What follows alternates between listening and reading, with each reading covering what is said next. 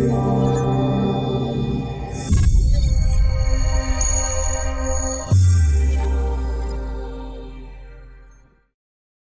found out about the Michelin Guide and the James Beard Foundation and the world's 50 best. So I seeked out the top restaurants in the world and I went to work for them. And then I went to travel around the world to start my own pop-ups, to get my own experience, to find my voice, to continue pushing forward. And I ended up getting enough capital to open up my own restaurant that you see behind me. And that restaurant was the culmination of my dreams.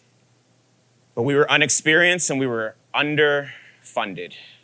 $200,000 that went into this turned into a cool $2 million. We opened our doors with fanfare. It was beautiful.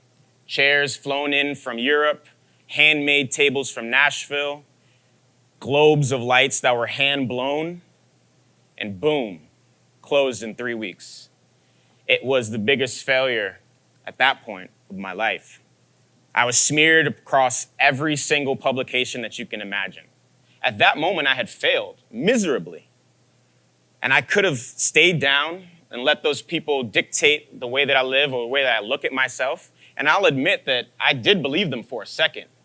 But once that second was up, I got right back up. And that fear of failure is the key ingredient, no pun intended, for the recipe for success. And after that fear of failure was gone, 3 months later, I opened up a fast casual restaurant. And then I got a chance to open up a restaurant that really told the story of my ancestors, Kith and Kin. And in 2 years, we turned it to one of the best restaurants in the world.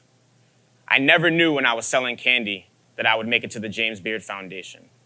I never knew when I failed miserably in that club in New York City that I would make it on the cover of Food and Wine magazine.